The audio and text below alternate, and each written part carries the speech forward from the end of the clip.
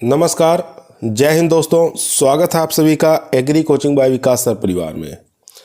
हम लोग रोज़ एग्रीकल्चर के बेहतरीन प्रश्नों के साथ मुलाकात करते हैं।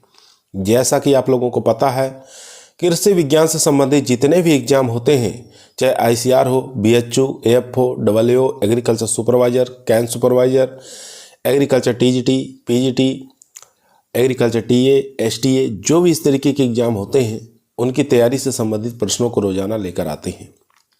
प्यारे विद्यार्थियों, जितने भी आप लोग हमारे चैनल से जुड़े हुए हैं, सबका हम एग्री कोचिंग बाय विकास सर परिवार में स्वागत करते हैं। कल तक हम लोग 46 प्रश्नों को सॉल्व किए थे। आज इसके आगे के प्रश्नों को सॉल्व करेंगे। तो चलिए शुरू करते हैं आज की वीडियो। 47 नंबर क्वेश्चन स्क्रीन पर आ चुका है। क्वेश्चन कह रहा है, एस्टोफेलोमेलेसिया किस विटामिन की कमी के कारण होता है? तो बताना है एसिफेलोमेलेसिया जो है किस विटामिन की कमी के कारण होता है। विटामिन ए है, सी है, ई है या के है? तो यहाँ पर जो राइट आंसर हो जाएगा वो हो जाएगा दोस्तों सी ऑप्शन, यानी कि विटामिन ई। सी ऑप्शन यहाँ पर राइट आंसर हो जाएगा। यहाँ देख सकते हैं विटामिन ई, इसको टोकोफेरॉल के नाम से भी जाना जाता है। यह वसा में क्या है, घुलनशील है। इसे बांझपन रोधी भी कहा जाता है। ठीक है, इसको बांझपन रोधी भी कहा जाता है। यह तेल, अनाज, हरी सब्जियां, मांस, सोयाबीन, अंडा आदि में प्रचुर मात्रा में मिलता है। इसकी कमी से क्या होता है, जननांग कंकाल पेशियां कमज़ोर हो जाती हैं तथा रक्त में कमी आ जाती है। तो याद रखेंगे विटामिन ई के बारे में। क्वेश्चन नंबर देखेंगे 48 नंबर क्वेश्चन दोस्तों स्क्रीन पर आ चुका है। क्वेश्चन कह रहा है, दुग्ध उत्पादन के आधार पर गाय को सांद्र दिया जाता है 1 किलोग्राम प्रति 3 किलो दूध पर, 1.5 किलोग्राम प्रति 3 किलोग्राम दूध पर, या 2 किलोग्राम प्रति 3 किलो दूध पर, या इनमें से कोई नहीं।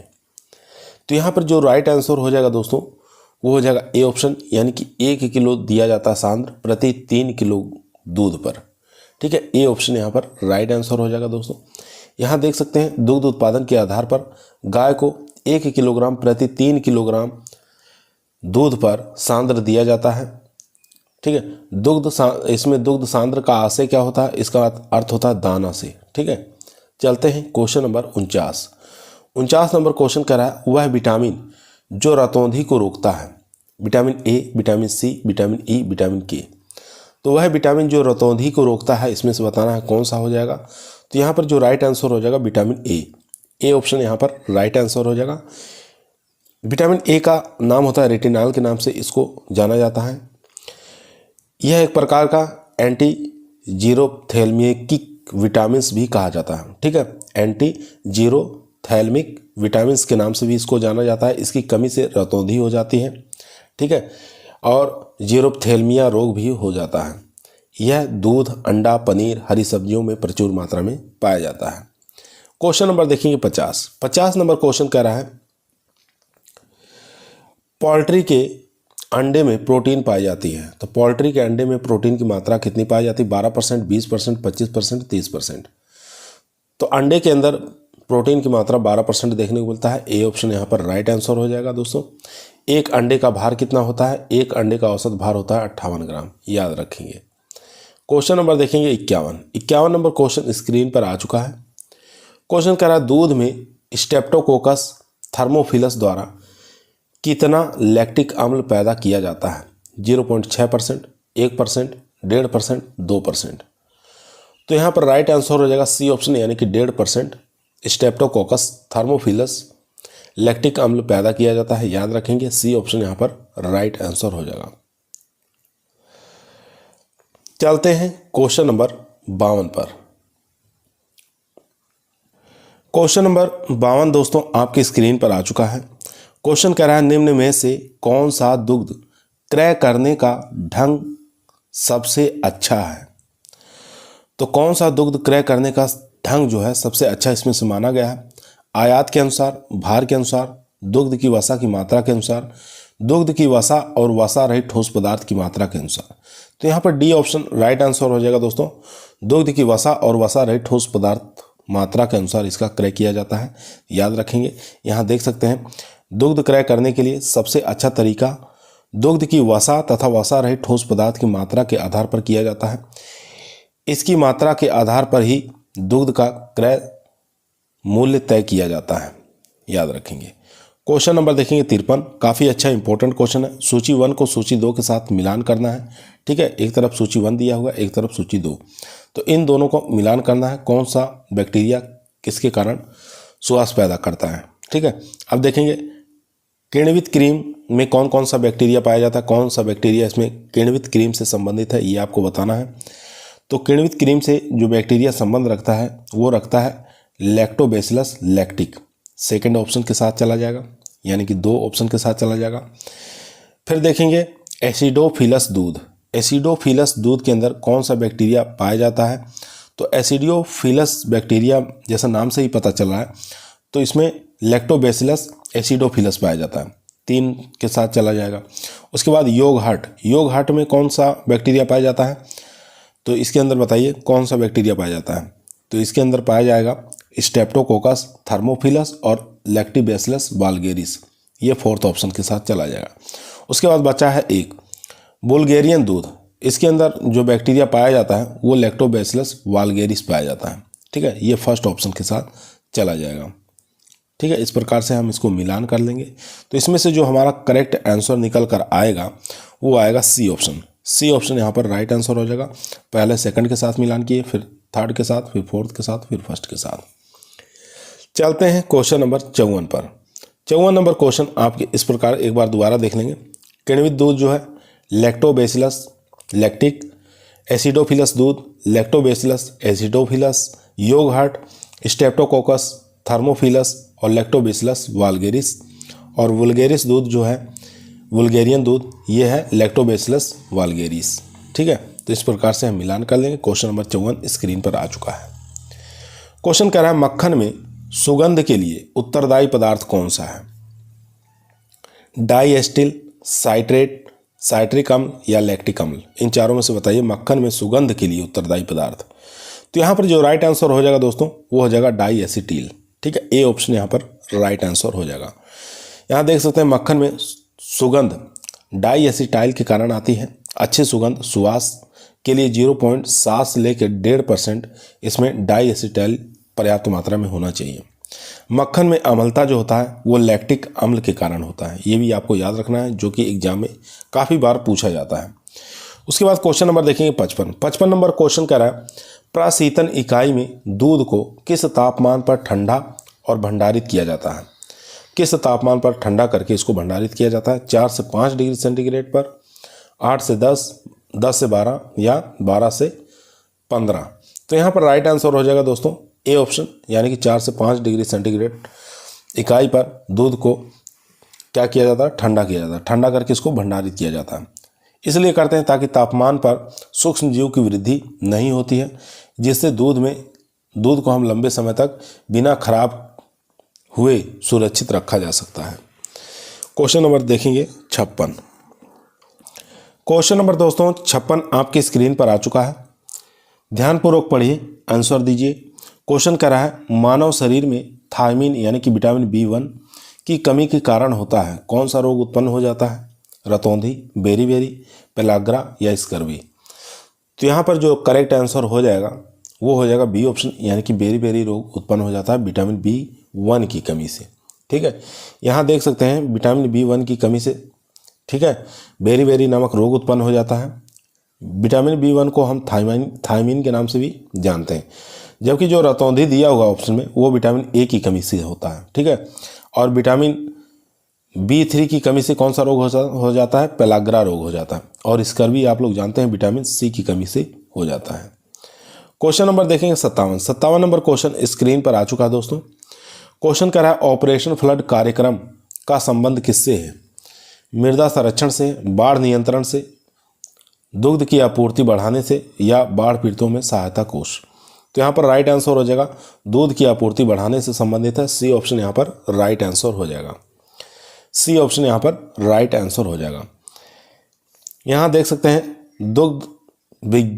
दुग्ध विकास योजना में ऑपरेशन फ्लड जो परियोजना है विश्व में सबसे बड़ी एकमात्र योजना थी। इसका उद्देश्य था देश में दुग्ध उत्पादन को 10 साल के अंदर दोगुना कर देना। ठीक है, इसका प्रमुख उद्देश्य था। इस परियोजना को 3 चरणों में चलाया गया।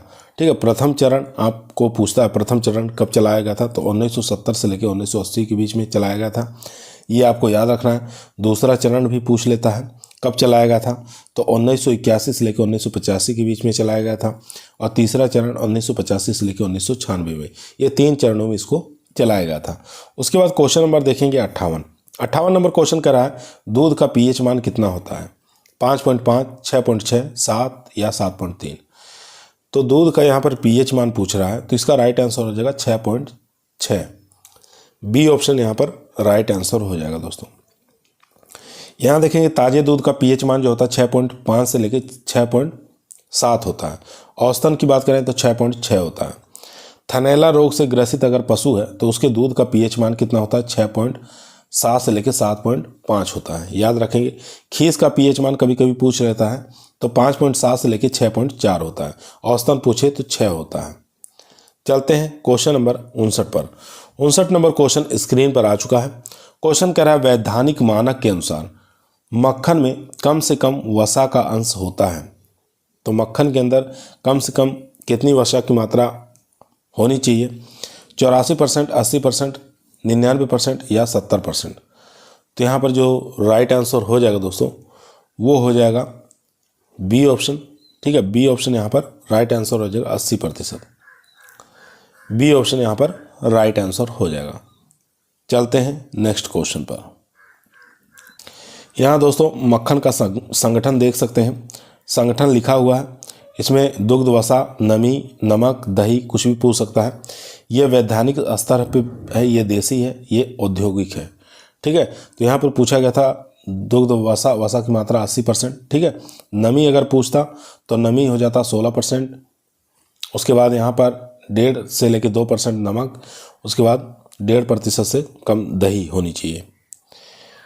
और यहाँ पर अगर औद्योगिक स्तर पर पूछता तो 81% दुग्ध वसा, 15.3% नमी, 2.5% नमक, 1.2% इसमें दही की मात्रा होनी चाहिए। देसी विधि में वसा की मात्रा 76, नमी की मात्रा 19 और 5% इसमें दही। ठीक है, नमी की मात्रा हाईएस्ट किसमें होती है, देसी विधि में। उसके बाद देखेंगे question number 60 number question screen पर आ चुका है। क्वेश्चन कह रहा है ऑपरेशन फ्लड किससे संबंधित है, कुक्कुट विकास से, डेयरी विकास से, भूमि संरक्षण से, बाढ़ नियंत्रण से। तो इसका जो संबंध हो जाएगा डेयरी विकास से संबंधित है। बी ऑप्शन यहाँ पर राइट आंसर हो जाएगा दोस्तों। बी ऑप्शन यहाँ पर राइट आंसर हो जाएगा। यहाँ देख सकते हैं इसको 3 चरणों में पूरा किया गया था, 1970 से 80, 81 से 85, 85 से 96। ठीक है, और श्वेत क्रांति के जनक कौन है, वर्गीज कुरियन है, याद रखेंगे। डॉक्टर वर्गीज कुरियन श्वेत क्रांति के जनक के रूप में इसको कहा जाता है। क्वेश्चन नंबर देखेंगे 61 नंबर क्वेश्चन स्क्रीन पर आ चुका है। क्वेश्चन कह रहा है उत्तर प्रदेश का दुग्ध उत्पादन में स्थान कौन सा है, प्रथम स्थान, द्वितीय स्थान, तृतीय या चतुर्थ स्थान। तो यहाँ पर जो राइट आंसर हो जाएगा 61 का वो हो जाएगा ए ऑप्शन, यानी कि प्रथम स्थान। ए ऑप्शन यहाँ पर राइट आंसर हो जाएगा दोस्तों। यहाँ देखेंगे विश्व में दुग्ध उत्पादन में भारत का पहला स्थान है और अमेरिका का दूसरा स्थान है, ये भी आपको याद रखना है। और भारत की बात करें तो उत्तर प्रदेश फर्स्ट पे, राजस्थान, आंध्र प्रदेश, गुजरात, फिर पंजाब है। इसके बाद क्वेश्चन नंबर देखेंगे 62 नंबर क्वेश्चन कर रहा है गाय के दुग्ध दोहन की सर्वोत्तम विधि कौन सी है। तो सर्वोत्तम विधि इसमें से बताना है 62 का। तो गाय के दुग्ध दोहन की सर्वोत्तम विधि कौन सी है, तो सब लोग जानते हैं सूखे हाथ द्वारा दूध को निकालना। ठीक है, डी ऑप्शन यहाँ पर राइट आंसर हो जाएगा दोस्तों। डी ऑप्शन राइट आंसर हो जाएगा। यहाँ देख सकते हैं दूध निकालने हेतु सूखे हाथ द्वारा निकालना ही अच्छी विधि मानी जाती है। लोग गीले हाथों से दूध निकालते हैं। थनों को गीला करने के लिए कभी कभी तेल, मक्खन या लार का प्रयोग किया जाता है। ऐसा करने पर थन की त्वचा फट जाती है, याद रखेंगे। क्वेश्चन नंबर देखेंगे 63 नंबर क्वेश्चन कर रहा है भारी क्रीम, हैवी क्रीम में वसा प्रतिशत आपको बताना कितनी पाई जाती है। 30 से 40%, 60 से 80, 35 से 50, 40 से 60। तो यहाँ पर राइट आंसर हो जाएगा 30 से 40% पाई जाती है। ए ऑप्शन यहाँ पर राइट आंसर हो जाएगा दोस्तों। चलते हैं क्वेश्चन नंबर 64 पर। यहाँ दोस्तों देखेंगे टेबल क्रीम में 18 से 22% वसा, पतली क्रीम से पूछे तो 20 से 25% वसा, कॉफ़ी क्रीम में पूछे तो 18 से 25% वसा, भारी क्रीम में पूछे तो 30 से 40% वसा, प्लास्टिक क्रीम में पूछे तो 60 से लेकर 85% वसा। तो इन सबको आप लोग याद कर लेंगे, यहाँ से एग्जाम में क्वेश्चन बनते ही बनते हैं। क्वेश्चन नंबर देखेंगे 64 नंबर क्वेश्चन कह रहा है मक्खन में जल की अधिकतम मात्रा कितने प्रतिशत होती है। तो मक्खन में जल की अधिकतम मात्रा आपको बताना कितने परसेंट होती है, 20%, 16%, 18% या अनिश्चित होता है। तो 64 का जो राइट आंसर हो जाएगा दोस्तों वो हो जाएगा यहाँ पर बी ऑप्शन यानी कि 16। ठीक है, 16% आपको याद रखना है मक्खन के अंदर। इसके बाद यहाँ देखेंगे अगर देसी विधि से पूछे तो आपको यहाँ से आंकड़ा ले लेना है। दुग्ध संगठन दिया हुआ दुग्ध वसा है, नमी, जल, नमक, दही। ठीक है, ये वैज्ञानिक विधि है, ये देसी विधि और ये औद्योगिक विधि। यहाँ पर आप लोग कॉपी के अंदर नोट कर लीजिएगा इसको। इसके बाद क्वेश्चन नंबर देखेंगे 65 नंबर क्वेश्चन कर रहा है दूध का अपवर्तनांक कितना होता है। रिफ्रैक्टिव इंडेक्स पूछ रहा है कितना होता है दूध का, ये आपको बताना है। तो यहाँ पर जो राइट आंसर हो जाएगा दोस्तों वो होता है 1.3440 से लेके 1.3480। ए ऑप्शन यहाँ पर राइट आंसर हो जाएगा दोस्तों। ए ऑप्शन यहाँ पर राइट आंसर हो जाएगा। यहाँ देखेंगे दूध का अपवर्तनांक निकालने के लिए इमर्सन फ्रेक्सोमीटर को प्रयोग में लाया जाता है। ठीक है, रिफ्रैक्सोमीटर को प्रयोग में लाया जाता है, ये आपको याद रखना है। दूध का अपेक्षित घनत्व 1.028 से लेकर 1.032 तक होता है, ये भी आपको याद रखना है। एग्जाम में यहाँ से भी क्वेश्चन बहुत बार पूछा गया है। क्वेश्चन नंबर देखेंगे 66 नंबर क्वेश्चन कह रहा है ताजे दूध में अम्लता कितनी होती है।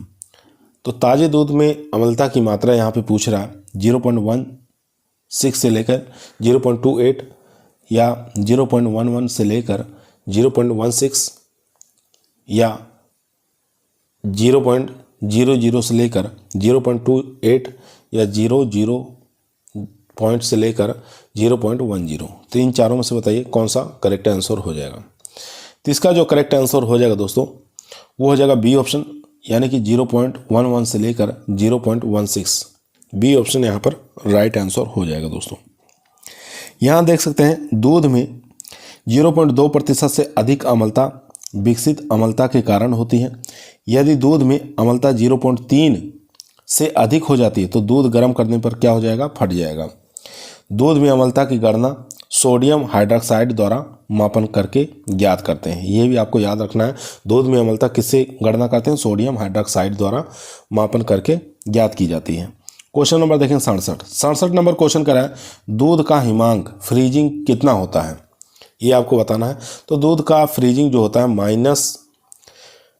-0.55 डिग्री सेंटीग्रेड होता है। डी ऑप्शन यहाँ पर राइट आंसर हो जाएगा दोस्तों। डी ऑप्शन राइट आंसर हो जाएगा। अम्लता बढ़ जाने से दूध का हिमांक बढ़ जाता है। ताजे दूध का हिमांक कम होता है, परंतु जब इसे बाद में प्रयोग करते हैं तो इसका हिमांक बढ़ जाता है। ठीक है, दूध का हिमांक ज्ञात करने के लिए हार्ट वेट क्रायोस्कोप का प्रयोग किया जाता है। ठीक है, हार्ट वेट क्रायोस्कोप का प्रयोग किया जाता है दूध का हिमांक ज्ञात करने के लिए, ये आपको याद रखना है। क्वेश्चन नंबर चलते हैं 68 पर। क्वेश्चन नंबर 68 आपके स्क्रीन पर आ चुका है दोस्तों, ध्यानपूर्वक पढ़ेंगे, आंसर देंगे। दोस्तों यदि आप लोगों को वीडियो पसंद आ रही है तो वीडियो को लाइक करें, दोस्तों में शेयर करें, चैनल पर नए हैं सब्सक्राइब करना ना भूलिए। इसी प्रकार की वीडियो हम रोजाना शाम को 8 बजे आप लोगों के बीच में लेकर उपस्थित रहते हैं, जो कि agriculture TA, STA, Uttar Pradesh TGT, PGT इन एग्जामों के लिए काफ़ी मोस्ट और इम्पोर्टेंट क्वेश्चन होंगे। क्वेश्चन कह रहा है एक गाय को 1 लीटर दूध बनाने के लिए कितने लीटर पानी की आवश्यकता होती है। 5.5 लीटर, 10 लीटर, 1 लीटर या 3 लीटर। तो एक गाय को 1 लीटर दूध बनाने के लिए 3 लीटर पानी की आवश्यकता होगी। डी ऑप्शन यहाँ पर राइट आंसर हो जाएगा दोस्तों। 2.5 से 3 लीटर आपको याद रखना है। क्वेश्चन नंबर देखेंगे 69 नंबर क्वेश्चन आपकी स्क्रीन पर आ चुका है। क्वेश्चन कह रहा है गाय के दूध में सॉलिड नॉट फैट वैधानिक स्तर है 8%, 8.5%, 9 या 9.5। तो यहाँ पर जो राइट आंसर हो जाएगा दोस्तों, गाय का पूछा है इसलिए 8.5% हो जाएगा। बी ऑप्शन यहाँ पर राइट आंसर हो जाएगा दोस्तों। बी ऑप्शन यहाँ पर राइट आंसर। यहाँ देख सकते हैं गाय का दूध का पूछे तो वसा की मात्रा 3.82 पाया जाता है। वसा रहित ठोस पदार्थ 8.5। भैंस का पूछे 4.5 वसा, ठीक है।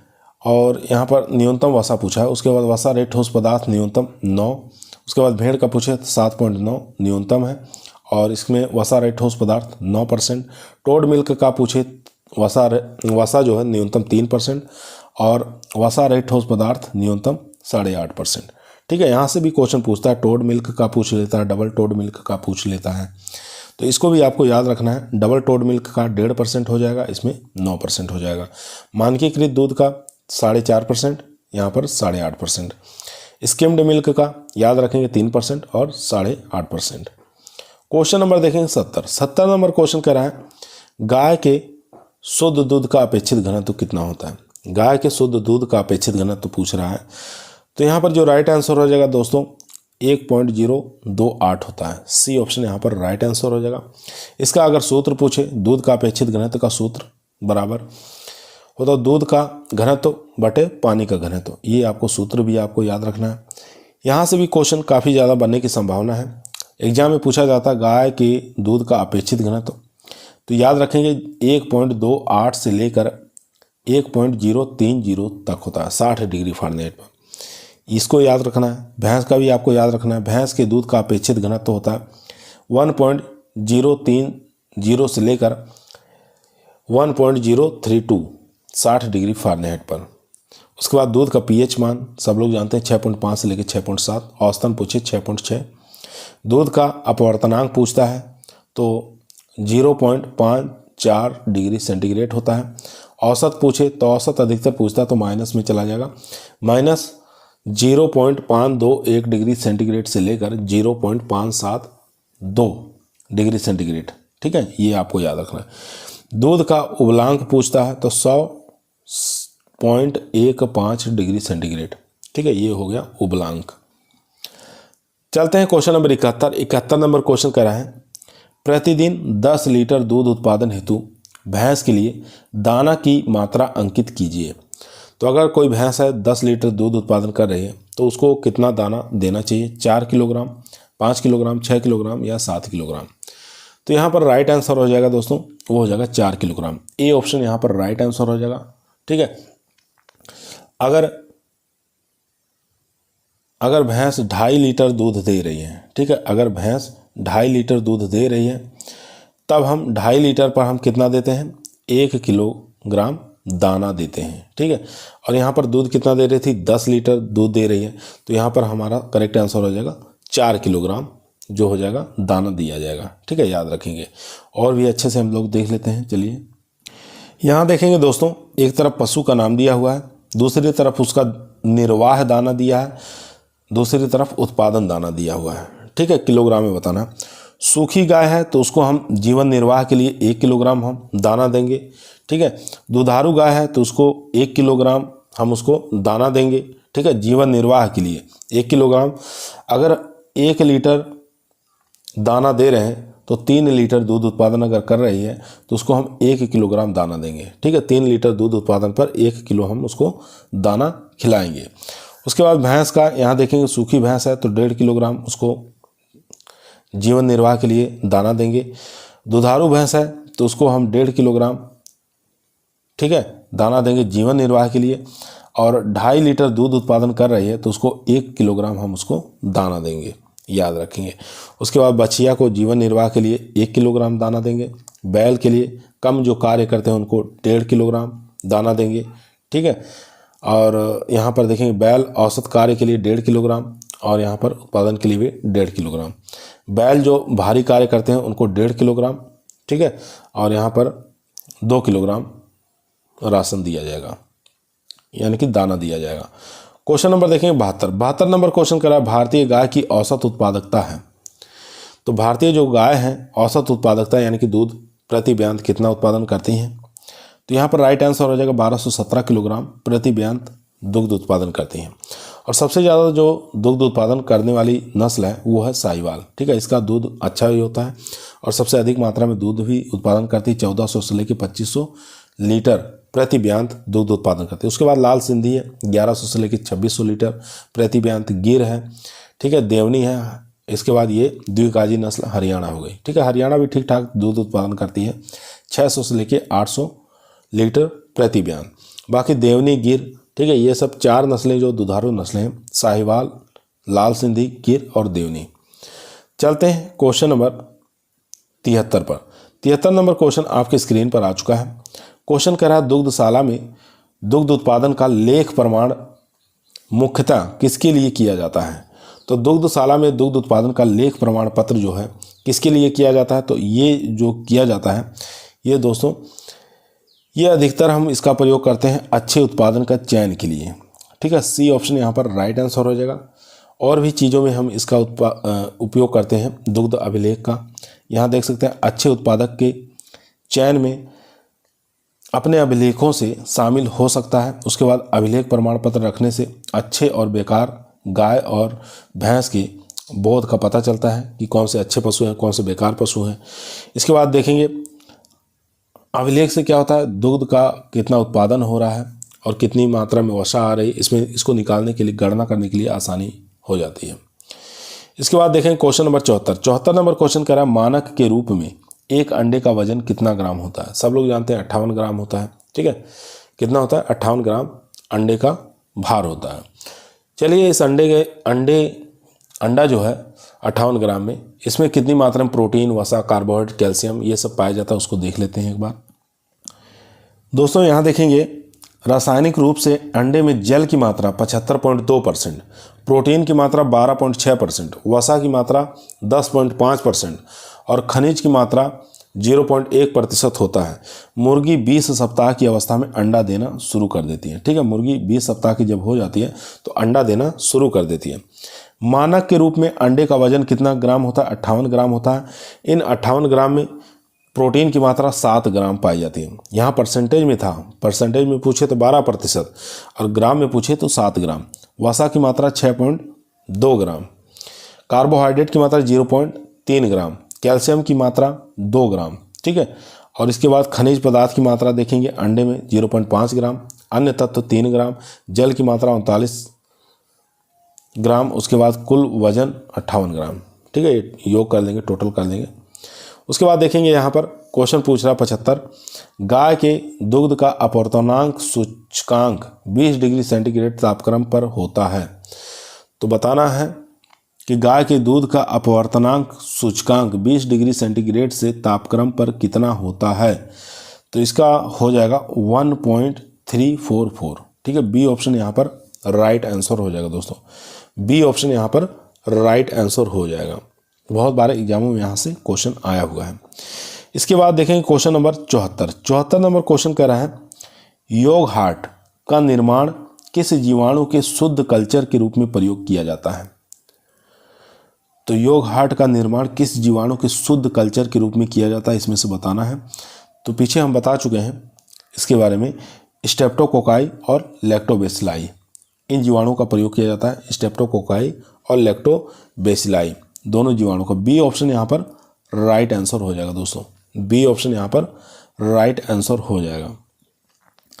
इसके बाद देखेंगे क्वेश्चन नंबर 77 नंबर क्वेश्चन आपके स्क्रीन पर आ चुका है। क्वेश्चन कह रहा है किण्वित यानी कि फर्मेंटेड मिल्क जो होता है, दूध में निम्न सूक्ष्म जीवाणुओं में से कौन सा मोहक सुवास पैदा करने वाला उत्तरदायी होता है। तो इसमें से बताना कौन सा ऐसा सूक्ष्म जीवाणु है जो मोहक सुवास पैदा करता है। तो इसका करेक्ट आंसर हो जाएगा लैक्टोबैसिलस एसिडोफिलस, ये सुवास पैदा उत्पन्न करता है। बी ऑप्शन यहाँ पर राइट आंसर हो जाएगा दोस्तों। बी ऑप्शन यहाँ पर राइट आंसर। चलते हैं क्वेश्चन नंबर 78 पर। क्वेश्चन नंबर दोस्तों 78 आपके स्क्रीन पर आ चुका है। क्वेश्चन कह रहा है आइसक्रीम में दुग्ध वसा का लगभग प्रतिशत आपको बताना कितना होता है। तो आइसक्रीम में फैट बताना है, इसकी परसेंटेज कितनी होती है, 8%, 12%, 16%, 20%। तो यहाँ पर राइट आंसर हो जाएगा दोस्तों बी ऑप्शन, यानी कि 12%। बी ऑप्शन यहाँ पर राइट आंसर हो जाएगा दोस्तों। आइसक्रीम के अंदर 10 से 12% वसा पाया जाता है। दही की बात करें 5 से 8%। छेना के अंदर गाय का अगर छेना है तो इसमें फैट 24%। भैंस का अगर छेना है तो इसके अंदर 29%। पनीर के अंदर 25% वसा प्रतिशत होता है, याद रखेंगे। खोआ की बात करें तो गाय का अगर खोआ है तो 25.7%। भैंस का अगर दूध से खोआ बनाया गया है तो 37.1% इसके अंदर पाया जाता है। ठीक है, इसके बाद क्वेश्चन नंबर देखेंगे 79 नंबर क्वेश्चन कर रहा है नवजात बछड़े को खीस पिलाना चाहिए क्योंकि उसमें होता है, तो उसके अंदर एंटीबॉडीज पाया जाता है। ठीक है, रोगों से लड़ने की शक्ति प्रदान करता है खीस जो होता है, कोलेस्ट्रॉल जो होता है। तो नवजात बच्चों को रोग प्रतिरोधक क्षमता विकसित करता है, रोगों से लड़ने की शक्ति प्रदान करता है और रोगों से बचाता है। ठीक है, और पशु के जो नवजात बछड़े होते हैं उनको स्वस्थ रखता है। इसके बाद देखेंगे क्वेश्चन नंबर 80 कह रहा है चीज़ उद्योग में किस पेनिसिलियम स्पीसीज का उपयोग करते हैं। चीज़ जो होती है उद्योगों में किस पेनिसिलियम स्पीसीज का प्रयोग किया जाता है, उपयोग किया जाता है, ये आपको बताना है। तो काफ़ी मोस्ट इंपॉर्टेंट क्वेश्चन है दोस्तों। तो यहाँ पर राइट आंसर हो जाएगा सी ऑप्शन पेनिसिलियम। एक मिनट दोस्तों, इसका राइट आंसर हो जाएगा बी ऑप्शन पेनिसिलियम रोक्योफोर्टी। ठीक है, बी ऑप्शन यहाँ पर राइट आंसर हो जाएगा पेनिसिलियम रोक्योफोर्टी, इसका प्रयोग करते हैं। बी ऑप्शन यहाँ पर राइट आंसर हो जाएगा। चलते हैं क्वेश्चन नंबर 81 नंबर क्वेश्चन कह रहा है खमीर के कारण निम्न में से कौन सा परिवर्तन होता है। तो खमीर के कारण निम्न में से कौन सा परिवर्तन होता है, इसमें से बताना है। स्टार्च से शर्करा परिवर्तन होता है, या शर्करा से सिरका, शर्करा से अल्कोहल, या अल्कोहल से सिरका। तो काफ़ी अच्छा क्वेश्चन है। तो 81 का जो राइट आंसर हो जाएगा सी ऑप्शन, यानी sugar to alcohol, sugar yeast alcohol में परिवर्तित होता है। ठीक है, शर्करा खमीर अल्कोहल में परिवर्तित हो जाता है। इसमें सी ऑप्शन राइट आंसर हो जाएगा दोस्तों। क्वेश्चन नंबर चलते हैं 82 पर। क्वेश्चन नंबर दोस्तों 82 आपकी स्क्रीन पर आ चुका है। क्वेश्चन कह रहा है milk protein are rich in. तो मिल्क प्रोटीन के अंदर जो पाए जाते हैं कौन कौन से स्रोत पाए जाते हैं, इसमें सिस्टीन पाया जाता है, मेथियोनिन पाया जाता है, लाइसिन पाया जाता है, या सभी पाए जाते हैं। तो यहाँ पर सिस्टीन भी पाया जाता है, मेथियोनिन पाया जाता है, लाइसिन, यानी कि डी ऑप्शन यहाँ पर राइट आंसर हो जाएगा। डी ऑप्शन यहाँ पर राइट आंसर हो जाएगा दोस्तों। क्वेश्चन नंबर देखेंगे 83 नंबर क्वेश्चन कह रहा है राजस्थान जहाँ सबसे ज़्यादा ऊन उत्पादन होता है, जिसका देश के कुल ऊन उत्पादन का अंश कितना है। तो ऊन उत्पादन का अंश पूरे देश के अंदर राजस्थान का जो है वो कितना % हो जाएगा दोस्तों, वो हो जाएगा 30%। यहाँ पर बी ऑप्शन राइट आंसर हो जाएगा। यहाँ देख सकते हैं राजस्थान जहाँ सबसे ज़्यादा ऊन उत्पादन होता है, जिसका देश में कुल ऊन उत्पादन का 30% अंश है। भारत में ऊन उत्पादन में राजस्थान का योगदान 35% 2022 के अनुसार है। उसके बाद भारत में कुल दुग्ध उत्पादन में राजस्थान का जो योगदान है 9.2% है। राजस्थान की अर्थव्यवस्था में पशुपालन का योगदान 40% है। क्वेश्चन नंबर देखेंगे 84 नंबर क्वेश्चन कह रहा है गाय के प्रसव के बाद पहले दूध को किस नाम से जानते हैं या क्या कहा जाता है। टोड मिल्क कहते हैं, मक्खन दूध कहते हैं, या कोलेस्ट्रम कहते हैं, या पनीर कहते हैं। तो सब लोग जानते हैं खीस के नाम से जानते हैं, कोलेस्ट्रम के नाम से जानते हैं। सी ऑप्शन यहाँ पर राइट आंसर हो जाएगा दोस्तों। अब यहाँ देखेंगे खीस का संगठन जो है, खीस के अंदर पानी की मात्रा 75.09% पाई जाती है, वसा 5.8, प्रोटीन की मात्रा जो इसमें 17.5%, और इसमें लैक्टोज की मात्रा 2.18, और इसमें खनिज लवण 1.04% पाए जाते हैं। इसके बाद क्वेश्चन नंबर 85 देखेंगे सामान्य दूध से खीस में कितने गुना अधिक प्रोटीन पाई जाती है। तो सामान्य दूध से खीस के अंदर, ठीक है, सामान्य दूध से खीस के अंदर पूछ रहा है कितने गुना अधिक प्रोटीन की मात्रा पाई जाती है। चलिए ऑप्शन देख लेते हैं। चारों ही ऑप्शन दोस्तों आपके स्क्रीन पर आ चुका है। तो यहाँ देखेंगे 7 से 9, 3 से 5, 9 से 11, 12 से 14। तो यहाँ पर राइट आंसर हो जाएगा 3 से 5%। तो यहाँ देख सकते हैं सामान्य दूध से खीस में 5 गुना अधिक प्रोटीन की मात्रा पाई जाती है। तो यहाँ पर राइट आंसर हो जाएगा दोस्तों बी ऑप्शन राइट आंसर हो जाएगा। यहाँ देखेंगे खीस का संगठन और दूध का संगठन, ठीक है, दोनों संगठन दिया हुआ है। दूध का संगठन गाय का, खीस का संगठन गाय का, ठीक है। इसमें पानी की मात्रा 87.10% पाया जाता है। और खीस की बात करें तो इसमें जो केसिन की मात्रा 11.34% पाया जाता है। वसा की बात करें तो 3.82% और इसमें एल्ब्यूमिन और ग्लोब्यूमिन की मात्रा 17.51% पाई जाती है, ठीक है। इसके बाद देखेंगे प्रोटीन की मात्रा 3.58, इसके बाद यहाँ प्रोटीन की मात्रा 15 से लेकर 17% पाई जाती है। उसके बाद यहाँ देखेंगे दुग्धम की मात्रा, तो इसमें लैक्टोज की मात्रा 2.9%, यहाँ 4.96%। क्वेश्चन नंबर 86 देखेंगे, भारत में दूध या सफ़ेद क्रांति का जनक, तो बहुत बार क्वेश्चन आ चुका, वर्गीज कुरियन को भारत के अंदर दूध या सफ़ेद क्रांति का जनक कहा जाता है। बी ऑप्शन यहाँ पर राइट आंसर हो जाएगा दोस्तों, बी ऑप्शन यहाँ पर राइट आंसर हो जाएगा। क्वेश्चन नंबर देखेंगे 87 नंबर क्वेश्चन आपकी स्क्रीन पर आ चुका है। दूध निकालने की सर्वोत्तम विधि कौन सी है? तो दूध निकालने की सबसे अच्छी विधि फिस्टिंग विधि है, ठीक है। मुट्ठी बांध कर दूध निकालना, इसको फिस्टिंग कहा जाता है। फिस्टिंग विधि के नाम से इसको जाना जाता है, ठीक है। ये सबसे अच्छी विधि मानी जाती है दोस्तों। उसके बाद क्वेश्चन नंबर देखेंगे 88 नंबर क्वेश्चन करा है, दूध में किसकी कमी पाई जाती है? कमी पूछ रहा है, तो जानते ही हैं आयरन की कमी पाई जाती है, लोहे की कमी पाई जाती है, बाकी प्रोटीन देखने को मिलता है, पानी भी, वसा भी, ये सब चीज़ें देखने को मिलता है, ठीक है। प्रोटीन की बात करें तो गाय के दूध के अंदर प्रोटीन की मात्रा 3.3, वसा 3.4, 87% जल, लैक्टोज 4.9 और मिनरल्स 0.7% पाया जाता है, ठीक है। याद रखेंगे, एग्जाम में यहाँ से क्वेश्चन काफ़ी बार पूछा गया है। चलते हैं क्वेश्चन नंबर 89 पर। क्वेश्चन नंबर दोस्तों 89 आपकी स्क्रीन पर आ चुका है। क्वेश्चन करा अमूल यहाँ पर स्थित है, आपको बताना अमूल कहाँ पर स्थित है। आनंद में है, अहमदाबाद में, या इलाहाबाद में, या अहमदनगर में। तो इन चारों में से बताइए अमूल कहाँ पर स्थित है। तो इसका राइट आंसर हो जाएगा ए ऑप्शन, आनंद गुजरात के अंदर स्थित है।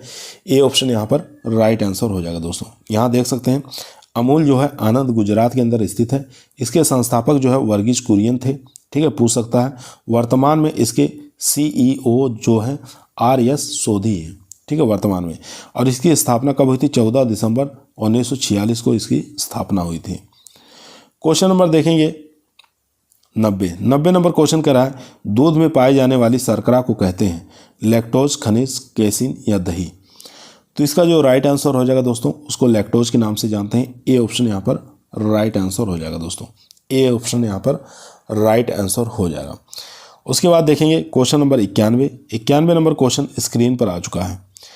स्तन ग्रंथियों से प्रथम स्राव होने वाले दूध को किस नाम से जानते हैं?